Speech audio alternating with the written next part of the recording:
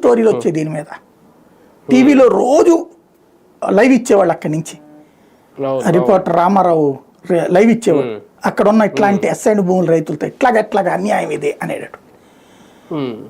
ఈ లోపుగా గ్రౌండ్ లెవెల్లో ఏం జరిగిపోయింది, వాళ్ళందరితో ఆ భూములు ఇదిగో మీది ఎట్టాగు రాదు, ఎంతో కొంతకి డబ్బులు ఇచ్చేసేయండి, మీకు ఇవ్వనని చెప్పేశారు కదా, ప్రభుత్వం చెప్పేసింది కదా, మేము ఒక 5 లక్షలు ఇస్తాం 10 లక్షలు ఇస్తాం మాకు అమ్మేసేయండి. వాళ్ళు ఇక సచ్చినోడి పెళ్ళికి వచ్చిందే కట్టం కదా, అలా అమ్మేశారు. అమ్మేసేసిన తర్వాతన ఇట్లాగ అమ్ముతా వచ్చారు. కొద్ది రోజులు పోయాక, ఒక నెల 2 నెలలు పోయాక అనుమానం వచ్చింది కొంతమందికి, ఏంది ఇది మనకేమో భూమి రాదంటున్నారు, మరి కొనుక్కున్నోడు ఎట్ట సాధిస్తాడు, ఏదో పోనీ ఒకళ్ళదో ఇద్దరిదో అనుకోవచ్చు, ఇంతమంది దగ్గర కొంటున్నారే. అక్కడ ఆయన ఎవరో ఒక రియల్ ఎస్టేట్ వ్యాపారి ఇట్లాగా మధ్యలో మధ్య దళారీ ఇచ్చి ఈ అమ్మేవాళ్ళు కొనేవాళ్ళది, అది వీడియోలు కూడా ఇప్పుడు బాగా సర్క్యులేట్ అయినాయి కదా.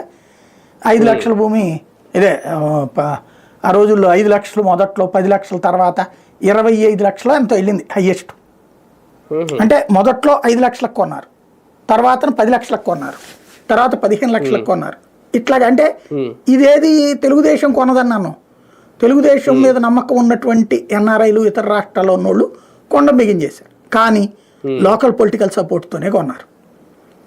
లోకల్గా ఉన్నటువంటి రియల్ ఎస్టేట్ వాళ్ళే ఆ బ్రోకర్లుగా వ్యవహరించారు.